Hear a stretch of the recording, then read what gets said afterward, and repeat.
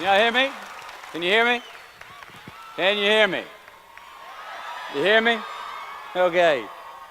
Congratulations, class of 2015.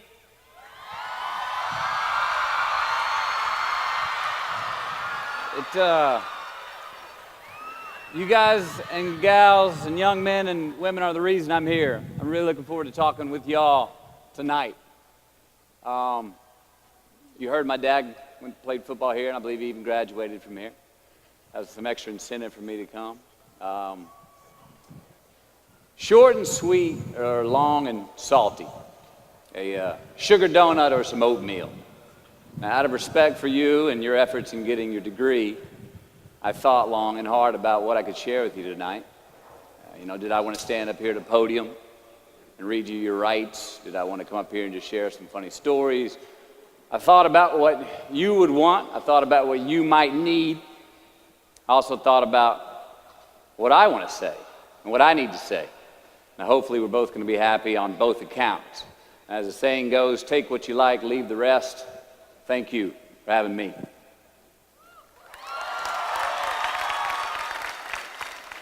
So before I share with you some what I do knows, I want to talk with you about what I don't know. Now, I have two older brothers. One was in high school in the early 1970s, and this was a time when a high school GED got you a job, and a college degree was exemplary. My other brother, Pat, was in high school in the early 80s, and by this time, the GED wasn't enough to guarantee employment. You needed a college degree. And if you got one, you had a pretty good chance of getting the kind of job that you wanted after you graduated. Now I graduated high school in 1988, got my college degree in 1993. And that college degree in 93 did not mean as much. It was not a ticket, it was not a voucher, it was not a free pass go to anything. So I asked the question, what does your college degree mean? It means you got an education. It means you have more knowledge in a specific subject, vocation. It means you may have more expertise in what your degree is in. But what's it worth? In the job market, out there today, we know the market for college graduates is more competitive now than ever. Now, some of you already have a job lined up. You've got a path where today's job is going to become tomorrow's career. But for most of you, the future is probably still pretty fuzzy. You don't have that job that directly reflects the degree you just got. Many of you don't even have a job at all. Think about it. You've just completed your scholastic educational curriculum in life, the one that you started when you were 5 years old in kindergarten up until now, and your future may not be any more clear than it was 5 years ago. You don't have the answers, and it's probably pretty damn scary. And I say that's okay, because that is how it is. This is the reality that many of you are facing. This is the world that we live in. And while I'm not here to discourage you or in any way belittle your accomplishments tonight, which I'd like to applaud that one more time, you graduated. All right? Now, I'm not here to be a downer on that. Let's get that straight. But I am here to talk brass tacks. I want to skip the flattery and the attaboys, because I do know this. The sooner that we become less impressed with our life, with our accomplishments, with our career, with whatever that prospect is in front of us, the sooner we become less impressed and more involved with that and these things, the sooner we get a whole lot better at doing them. So, I'm going to talk to you about some things I've learned in my journey, most from experience, some of them I heard in passing, many of them I'm still practicing, but all of them I do believe are true. Now, they may be truths to me, but don't think that that makes them mine, because you cannot own a truth. So please think of these as signposts, approaches, paradigms that give some science to satisfaction. They're yours to steal, they're yours to share, liken to your own lives, to personally apply in your own lives, in your own way, should you choose to. So, here we go. Number one, and this should come up on the Jumbotron. Life's not easy. Is it up there? Life is not easy. It is not. Don't try to make it that way. Life's not fair. It never was. It isn't now, and it won't ever be. Do not fall into the trap, the entitlement trap, of feeling like you're a victim. You are not. Get over it and get on with it. And yes, most things are more rewarding when you break a sweat to get them. Fact. Number 2. I love this one. Unbelievable is the stupidest word in the dictionary. Should never come out of our mouths. Think about it. To say, oh, wow, what an unbelievable play. It was an unbelievable book, an unbelievable film, an unbelievable act of courage. Really? It may be spectacular, it may be phenomenal, most excellent or outstanding, but unbelievable? Give others and yourself more credit. It just happened. You witnessed it. You just did it. Believe it.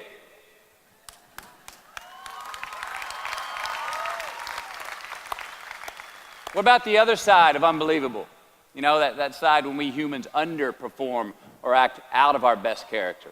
For instance, man flies a suicide jet into the World Trade Center. Millions die from diseases every day that we have cures for. Bob the Builder swears that he's going to have your house built by Thanksgiving, and you can't move in until Christmas the next year. Our best friends lie to us, and we lie to ourselves all the time. Unbelievable? I don't think so. Again, it just happens, and it happens every day. Nothing that we Homo sapien earthlings do is unbelievable. And if there's one thing you can depend on people being, it's people. So we shouldn't be surprised. We, us, are the trickiest mammals walking the planet. I'm not worried about the monkeys. I'm worried about you and me. So acknowledge the acts of greatness as real, and do not be naive about mankind's capacity for evil, nor be in denial of our own shortcomings. Happiness is an emotional response to an outcome. If I win, I will be happy. If I don't, I won't. It's an if-then, cause and effect, quid pro quo standard that we cannot sustain because we immediately raise it every time we attain it. You see, happiness demands a certain outcome. It is result reliant. And I say if happiness is what you're after, then you're going to be let down frequently and you're going to be unhappy much of your time. Joy, though, joy is a different thing. It's something else. Joy is not a choice. It's not a response to some result. It's a constant. Joy is the feeling that we have from doing what we are fashioned to do, no matter the outcome. Now, personally, as an actor, I started enjoying my work and literally being more happy when I stopped trying to make the daily labor a means to a certain end. For example, I need this film to be a box office success. You know, I need my performance to be acknowledged. I need the respect of my peers. All those are reasonable aspirations, but the truth is, as soon as the work, the daily making of the movie, the doing of the deed became the reward in itself for me, I got more box office, more accolades and respect than I ever had before. See, joy is always in process. It's under construction. It is in constant approach, alive and well in the doing of what we're fashioned to do and enjoying it. Number 4, define success for yourself. You already like that one? Define success for yourself. Now check this out. I'm in south of New Orleans a few years ago, and I went to a voodoo shop. And they had this wooden partition against the wall with these columns. And in these columns were all these vials of these magic potions, right? And the headings above each potion defining what they would give you were things like fertility, health, family, legal help, energy, forgiveness, money. Guess which column was empty? Money. Let's admit it. Money is king today. It's what makes the world go round. It is success. The more we have, the more successful we are, right? Now, I would argue that our cultural values have even been financialized. Humility is not in vogue anymore. It's too passive. It's a get-rich-quick on the internet, richest 15 minutes of fame world that we live in, and we see it every day. But we all want to succeed, right? So the question that we got to ask ourselves is what success is to us, what success is to you. Is it more money?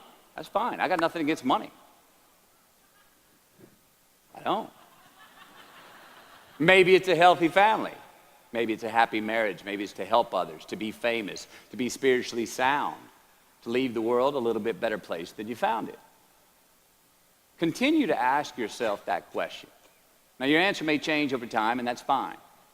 But do yourself this favor. Whatever your answer is, don't choose anything that will jeopardize your soul. Prioritize who you are, who you want to be, and don't spend time with anything that antagonizes your character. Don't drink the Kool-Aid, man. It tastes sweet, but you will get cavities tomorrow, all right? Life is not a popularity contest. Be brave, take the hill, but first answer that question, what's my hill? So, me, how do I define success? For me, myself. Well, for me, it's a measurement of 5 things. We got fatherhood. We got being a good husband. We got my health, mind, body, and spirit. We got career, and we got friendships. These are what's important to me in my life right now. So I try to measure these 5 things each day. I check in with them. I like to see whether or not I'm in the debit section or the credit section with each one. Am I in the red or am I in the black? You follow? For instance, sometimes say my career is rolling. All right, it's way up here in the black, but I see how my relationship with my wife maybe could use a little bit more of my attention. I got to pick up the slack on being a better husband. Get that one out of the red. Or say my spiritual health could use some maintenance. It's down here, but hey, man, my friendships and my social life, they're in high gear, right? I got to recalibrate. Checks and balances. I got to go to church. Remember to say thank you more often, something. But I got to take the tally because I want to keep all 5 in healthy shape. And I know that if I don't take care of them, if I don't keep up maintenance on them, one of them is going to get weak, man. It's going to dip too deep into the debit section. It's going to go bankrupt. It's going to get sick, die even. So first, we have to define success for ourselves. And then we have to put in the work to maintain it. Take that daily tally. Tend our garden. Keep the things that are important to us in good shape. I mean, let's admit it. We've all got 2 wolves in us. A good one and a bad one. And they both want to eat. The best I can tell, we just got to feed that good one a little more than the other one. Here we go. Number 5. Process of elimination is the first step to our identity. AKA, where you are not is as important as where you are. All right, 1992, I got my first job as an actor. 3 lines, 3 days work in a film called Dazed and Confused. All right. All right, all right, all right. There we go. So this director of that film, Richard Linklater, he kept inviting me back to set each night, putting me in more scenes, which led to more lines, all of which I happily said yes to. I mean, I'm having a blast. People are telling me I'm good at what I'm doing, and they're writing me a check for $325 a day. I mean, hell yeah, give me more scenes. I love what I'm doing. Well, by the end of the shoot, by the end of the film, those 3 lines had turned into over 3 weeks' work, and it was mine. It was Wooderson's 1970 Chevelle that we went to go get Aerosmith tickets in, man. Yeah, it was badass. Well, a few years ago, I'm watching this film again, and I noticed 2 scenes that I really shouldn't have been in. In one of these scenes, my character Wooderson, I exit screen left to head somewhere, and then I re-enter the screen and to double check if any of the other characters wanted to go with me. Now, in rewatching the film, and you'll agree if you know Wooderson, Wooderson's not a guy who would ever say, later, and then come back to see if you were sure you didn't want to go. Now, when Wooderson leaves, Wooderson is gone. He does not stutter, step, flinch, rewind, ask twice, or solicit. You know what I'm talking about. Wooderson has better things to do, like liking those high school girls, man, because I get older and they stay the same age. My point is, I should not have been in that scene. Shouldn't have come back. Should have exited screen left and never come back. But back then, making my first film, getting invited back to the set, cashing that check and having a ball, I wanted more screen time. I wanted to be in the scene longer and more and come back into the scene, right? But I shouldn't have been there. Wooderson shouldn't have been there. It is just as important where we are not as it is where we are. Look, the first step that leads to our identity in life is usually not, I know who I am, I know who I am. That's not the first step. The first step's usually, I know who I am not. Process of elimination. Defining ourselves by what we are not is the first step that leads us to really knowing who we are. You know that group of friends that you hang out with that they really might not bring out the best in you? You know, they gossip too much, or they're kind of shady. They really aren't going to be there for you in a pinch. Or how about that bar that we keep going to that we always seem to have the worst hangover from? Or that computer screen, right? That computer screen that keeps giving us an excuse not to get out of the house and engage with the world and get some real human interaction. Or how about that food that we keep eating, the stuff that tastes so good going down, it makes us feel like crap the next week, when we feel lethargic and we keep putting on weight? Well, those people, those places, those things, stop giving them your time and energy. Just don't go there. I mean, put them down. And when you do this, when you do put them down, when you quit going there, and you quit giving them your time, you inadvertently find yourself spending more time and in more places that are healthy for you, that bring you more joy. Why? Because you just eliminated the who's, the where's, the what's, and the when's that were keeping you from your identity. Like, trust me, too many options, I promise you this, too many options will make a tyrant of us all. All right, so get rid of the excess, the wasted time. Decrease your options. And if you do this, you will have accidentally, almost innocently, put in front of you what is important to you by process of elimination. Knowing who we are is hard. It's hard. So give yourself a break. Eliminate who you are not first, and you're going to find yourself where you need to be. Number 6, don't leave crumbs. And the beauty of delayed gratification. So what are crumbs? Well, the crumbs I'm talking about are the choices that we make that make us have to look over our shoulder in the future. You didn't pay that guy back the money that you owed him, and tonight you just saw him 3 rows behind you. Shit. You slept around on your spouse, and you just found out that tomorrow she and the lady you're having an affair with are going to be at the same PTA meeting. Shit again. You drank too much last night. You're too hungover to drive your son to his 8 a.m. Saturday morning baseball practice. These are the crumbs. They come in the form of regret, guilt, and remorse. You leave crumbs today, they will cause you more stress tomorrow. And they disallow you from creating a customized future in which you do not have to look over your shoulder. So let's flip the script. Instead of creating outcomes that take from us, let's create more outcomes that pay us back, fill us up, keep your fire lit, turn you on for the most amount of time in your future. These are the choices I'm talking about. And this is the beauty of delayed gratification. All right, tee yourself up. Do yourself a favor. Make the choices, the purchases today that pay you back tomorrow. Residuals. In my business, we call it mailbox money. If I do my job well today, and that movie keeps rerunning on TV, 5 years from now, I'm getting checks in the mailbox. It's a heck of a deal.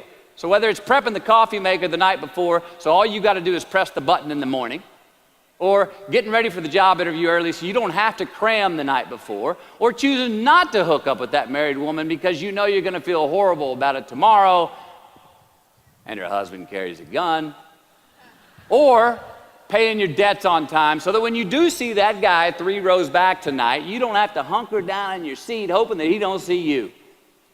Get some ROI. You know what that is? Return on investment. your investment. You. Customize your future. Don't leave crumbs. Number 7. Dissect your successes and the reciprocity of gratitude. We so often focus on failure, don't we? When we study failure, we obsess with failure. We dissect failure and our failures. We dissect them so much we end up intoxicated with them to the point of disillusion. I mean, when do we write in our diary? Usually when we're depressed. What do we gossip about? Other people's flaws and limitations. I mean, we can dissect ourselves into self-loathing if we're not careful. I find that most of the times our obsession with what is wrong just ends up breeding more wrong, more failure. Now, the easiest way to dissect success is through gratitude. Giving thanks for that which we do have, for what is working. Appreciating the simple things we sometimes take for granted. We give thanks for these things, and that gratitude reciprocates, creating more to be thankful for. It's really simple, and it works.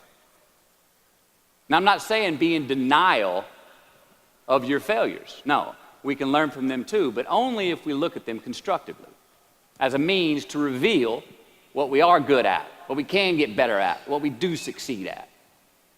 Now, personally, I've read a whole lot of my bad reviews. All right? I've had quite a few. Written by the more talented critics, they are the ones who give constructive bad reviews. They reveal to me what did translate in my work, what came across, what was seen or what wasn't. Now, I don't obsess on the unfavorable aspect of their review, but I do seek what I can learn from it. Because their displeasure actually uncovers and makes more apparent what I do well, what I am successful at, and then I dissect that. All right, life's a verb. We try our best, we don't always do our best. Well, architecture is a verb as well. Yes, it is. And since we are the architects of our own lives, let's study the habits, the practices, the routines that we have that lead to and feed our success, our joy, our honest pain, our laughter, our earned tears. Let's dissect that and give thanks for those things. And when we do that, guess what happens? We get better at them, and we have more to dissect. Number 8, make voluntary obligations. All right, mom and dad, since we were young, they teach us things as children. Teachers, mentors, the government, and on laws, they all give us guidelines for which to navigate this life. Rules to abide by in the name of accountability. I'm not talking about those obligations. I'm talking about the ones that we make with ourselves, with our God, with our own consciousness. I'm talking about the you versus you obligations. We have to have them. Now, again, these are not societal laws and expectations that we acknowledge and endow for anyone other than ourselves. These are faith-based obligations that we make on our own. These are not the lowered insurance rates for a good driving record.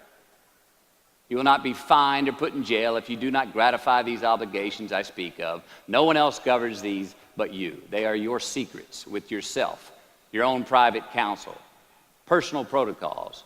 And while nobody throws you a party when you abide by them, no one's going to arrest you when you break them either, except yourself. Or some cops who got a disturbing the peace call at 2:30 in the morning because you were playing bongos in your birthday suit. That was me. An honest man's pillow is his peace of mind. And when you lay down on that pillow at night, no matter who's in your bed, we all sleep alone. These are your personal Jiminy Crickets. And there are not enough cops in the entire world to police them. It's on you. It's on you. Number 9, from can to want. All right, check this out. In 1995, I got my first big paycheck as an actor. I think it was $150 grand. The film was almost Boys on the Side, and we were shooting in Tucson, Arizona. And I had this sweet little adobe guest house on the edge of the Saguaro National Park. The house came with a maid, my first maid. It was awesome. So I got a friend over one Friday night, and we're having a good time, and I'm telling her about how happy I am with my setup. The house, the maid, especially the maid. And I'm telling her, look, this lady, she cleans the place up after I go to work. She washes my clothes, the dishes, puts fresh water by my bed, leaves me cooked meals sometimes. Look, she even presses my jeans. And my friend, she smiles at me, happy that I'm excited over this. And she says, well, that's great, Matthew, if you like your jeans pressed. And I kind of looked up at her, my jaw caught hanging open. I stuttered a moment, had that dumbass look that you get when you've just been told the truth and you didn't think about it, and it hit me. I hate that line going down the front of my jeans. I hate that line. And it was then, for the first time, that I noticed it. I'd never thought about not liking that starch line down the front of my jeans because I'd never had a maid to iron my jeans before. And since she did, now for the first time in my life, I just liked it because I could get it. I never thought about if I really wanted it. Well, I didn't want it there, that line. And that night I learned something. Look, just because you can, nah, come on. It's not a good enough reason to do something. Even when it means having more. All right, be discerning. Choose it because you want it. Do it because you want to. Never had my jeans pressed again. I hate that line. Number 10, a roof is a man-made thing. This may cut a little close to the bone since the geography, but I think we all were there and we'll all remember where we were. But in January the 3rd, 1993, it was the NFL playoffs, and your Houston Oilers were playing the Buffalo Bills. The Oilers were up 28-3 at halftime, 35-3 early in the third. Frank Reich and the Bills come back to win 41-38 in overtime for one of the greatest comebacks in NFL history. Yeah, the Bills won, but they didn't really beat the Oilers. The Oilers lost that game. They beat themselves. Y'all remember that, huh? Why? Why'd they beat themselves? Or how? Was it because at halftime they put a ceiling, a roof, a limit on their belief in themselves, aka the prevent defense? Or maybe they started thinking about the next opponent in the playoffs at halftime. I mean, they were up. Then they came out, played on their heels, lost the mental edge the entire second half, and voila, they lost. In a mere 2 quarters, defensive coordinator Jim Eddy went from being called the defensive coordinator of the year and the man first in line to be a head coach next year to a man without a job in the NFL. You ever choked? Nobody has ever choked? I have. You know what I'm talking about, fumbling at the goal line, stuck your foot in your mouth once you got to the microphone, had a brain freeze on the exam that you were totally prepared for, forgot the punchline to a joke in front of 4,000 graduating students at the University of Houston commencement. Or maybe you've had that feeling of, oh my God, life just cannot get any better than this moment. And ask yourself, do I deserve this? Now what happens when we get that feeling? We tense up. We have this sort of outer body experience where we are literally seeing ourselves in the third person. And we realize that the moment just got bigger than us. You ever felt that way? I have. And it's because we have created a fictitious ceiling, a roof, to our expectations of ourselves. A limit where we think it's all too good to be true. But it's not. And it's not our right to say or believe it is. We shouldn't create these restrictions on ourselves. A blue ribbon, a statue, a score, a great idea, the love of our life, a euphoric bliss. Who are we to think that we don't deserve or haven't earned these gifts when we get them. It's not our right. But if we stay in process, all right, within ourselves, in the joy of the doing, we will never choke at the finish line. Why? Because we aren't thinking of the finish line.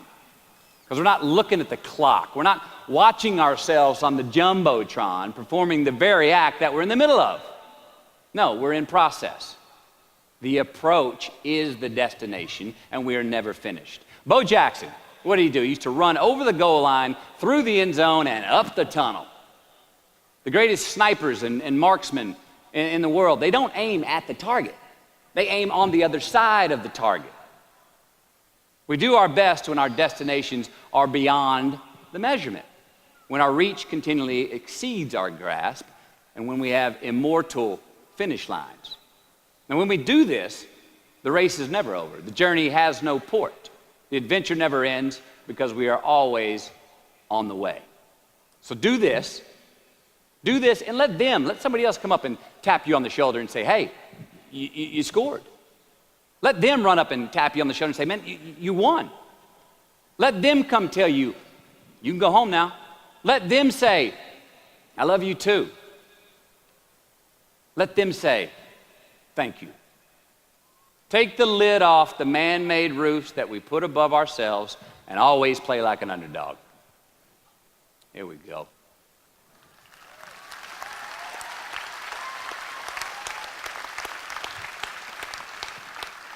Number 11, turn the page. The late and great University of Texas football coach Darrell Royal. I don't know if y'all remember him. He won a national championship in '69. He won a couple of national championships. You know Darrell Royal? He was a friend of mine and a good friend of many people. Now, a lot of people looked up to this man. One of the people that looked up to him was a musician named Larry. Now, at this time in his life, Larry was in the prime of his country music career. He had #1 hits, and his life was rolling. And he had picked up a bad habit of snorting the white stuff somewhere along the line. And at one particular party, after a bathroom break, Larry went confidently up to his mentor, Darrell, and he started telling him a story. Coach Royal listened, as he always had. And when Larry finished his story and was about to walk away, Coach Royal put a gentle hand on his shoulder, and he very discreetly said, hey, Larry, you got something on your nose there, bud. Well, Larry immediately hurried to the bathroom mirror where he saw some of the white powder that he hadn't cleaned off his nose. He was ashamed. He was embarrassed, as much because he felt so disrespectful to Coach Royal, and as much because he'd obviously gotten too comfortable with the drug to even hide it as well as he should. Well, the next day, Larry went to Coach's house. He rang the doorbell. Coach answered, and he said, Coach, I need to talk to you. Darrell said, sure, come on in. Larry confessed. He purged his sins to Coach. He told him how embarrassed he was and how he had lost his way in the midst of all this fame and fortune. And towards the end of an hour, Larry, who was in tears, he asked Coach, he said, Coach, what do you think I should do?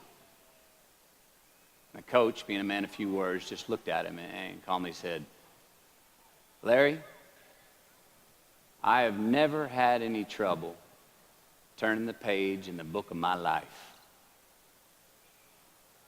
Larry got sober that day, and he's been sober for the last 40 years. You ever get in a rut? You know what I'm talking about? You get in a funk? You get stuck on the merry-go-round of a bad habit? I have. Look, we're going to make mistakes. You got to own them. Then you got to make amends. And then you got to move on. Guilt and regret kills many a man before their time. So turn the page, get off the ride. You are the author of the book of your life. Turn that page.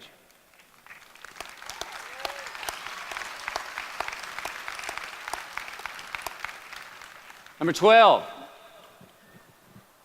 give your obstacles credit. You know those no fear t-shirts that were out? I don't know. People used to wear them 10 years ago, no fear. Anybody remember those, or is it just me? I saw them everywhere. all right. I don't get them, and I never did. I mean, hell, I try to scare myself at least once a day. I mean, I get butterflies every morning before I go to work. I was nervous before I got here to speak tonight. I think fear is a good thing. Now, why? Because it increases our need to overcome that fear. All right, so say your obstacle is fear of rejection. All right, you want to ask her out, or you want to ask him out, but you fear that he or she may say no. All right, you want to ask your boss for that promotion, but you're scared he's going to think you're overstepping your bounds. Well, instead of denying those fears, declare them. Say the fear out loud. Admit it. Give them the credit they deserve. Don't get all macho and act like they're no big deal.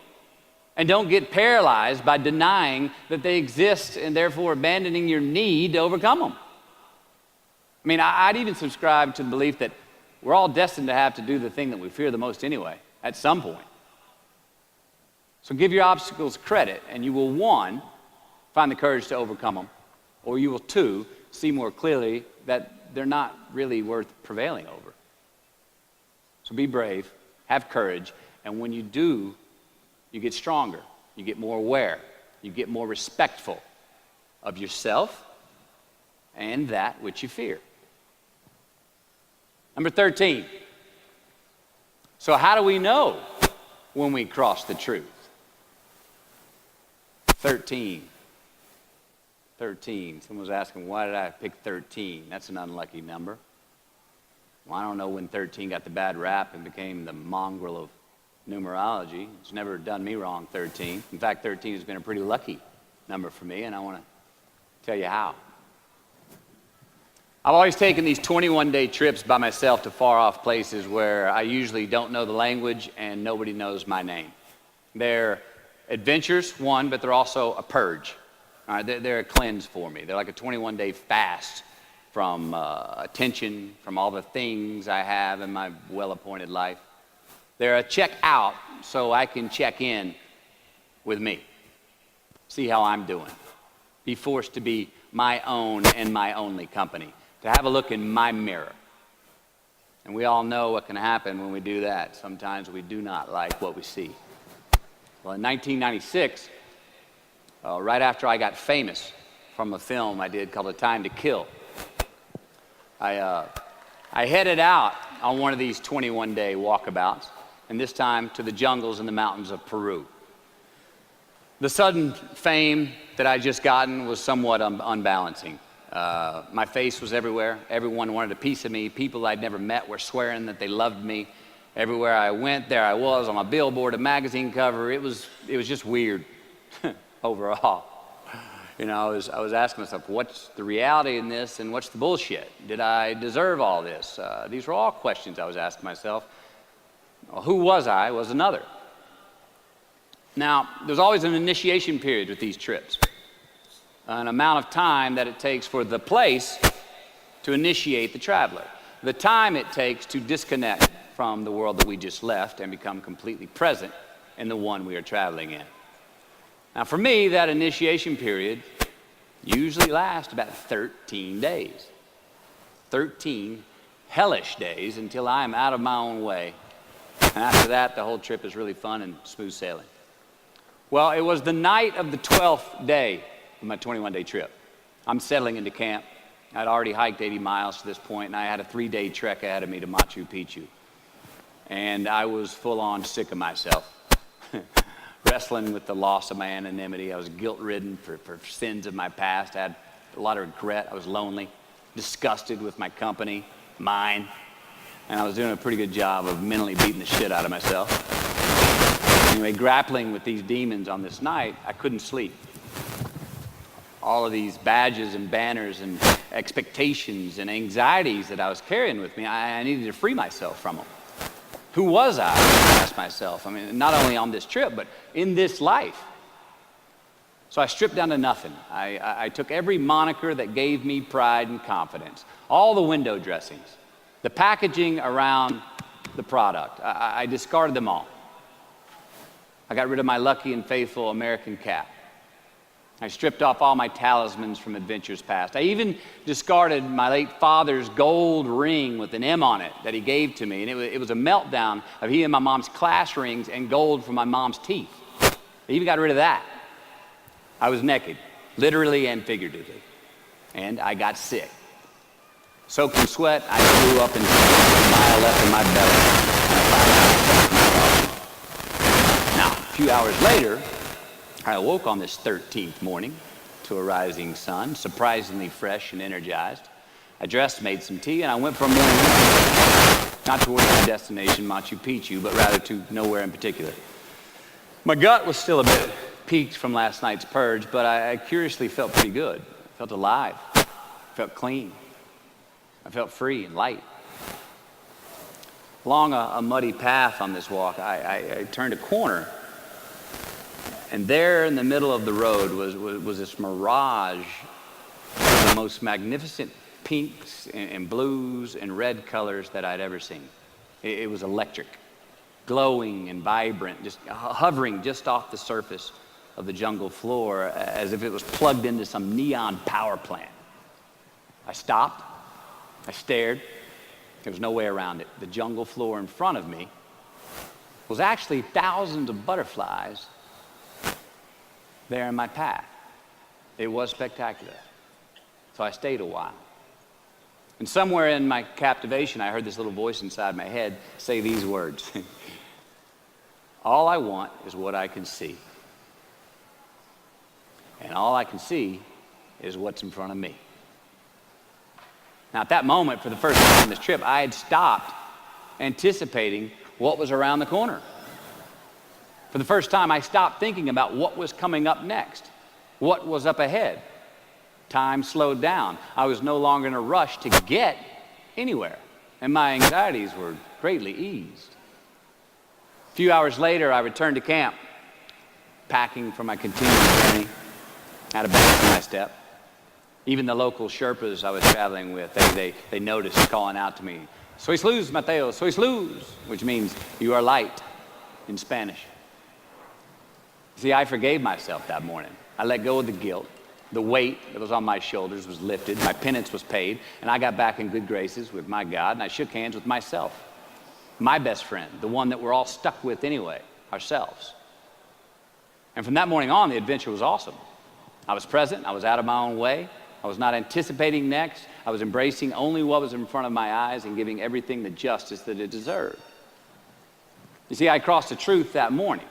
Now, did I find it? I don't know. I think it found me. Why? Because I put myself in a place to be found. I put myself in a place to receive the truth. So how do we know when we cross the truth? Well, I think the truth's all around us all the time. I mean, I think the answer, it's always right there or right there. I think it's all around us. We just don't always see it. We don't always grasp it, hear it, access it. Usually because we're not in the right place to do so. So what do? First, I believe we've got to put ourselves in the place to receive the truth. Let's do it. We live in an extremely noisy world with all kinds of frequencies coming at us. We got commitments, we got deadlines, fix this, do that, plans, expectations, and they all make it hard to get clarity and peace of mind. So we have to consciously put ourselves in places to receive that clarity. Now that may be prayer. That may be meditation. That may be a walkabout. That may be being in the right company, a road trip. Whatever it is for you, schedule that time.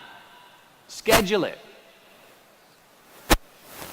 So, if we do that, if we hear it, if we put ourselves in a place to hear it, and we do, and it's become clear, a truth, natural and infinite, then the second part comes, which is to personalize it. Ask yourself how it works for you. How it applies to you personally, why you need it in your life specifically. And if you do that, then comes the third part. Have the patience to internalize it and get it from our intellectual head, thinking about it, and into our bones and our soul and our instinct. Now, we cannot rush this part. It does take time. So if we get that far, we've received it, we personalized it, and we've internalized it. If we make it that far, then comes the biggie, man. This comes the fun one. Got to have the courage to act on it, to actually take it into our daily lives and practice it. to make it an active part of who we are and live it. If we can do that, all right, if we can do that, then we have what I believe is heaven right here on earth. And that's the place where what we want is also just what we need. I mean, that's the ticket, isn't it? Think about it. I know that's where I want to live. So while we're here, and they're going to run across the Jumbotron, let's make it a place where we break a sweat, where we believe, where we enjoy the process of succeeding in the places and ways that we are fashioned to, where we don't have to look over our shoulder because we're too busy doing what we're good at, voluntarily keeping our own counsel because we want to, traveling towards immortal finish lines. We write our own book, overcoming our fears. We make friends with ourselves. And that is the place that I'm talking about. Thank you. Good luck. You just keep living.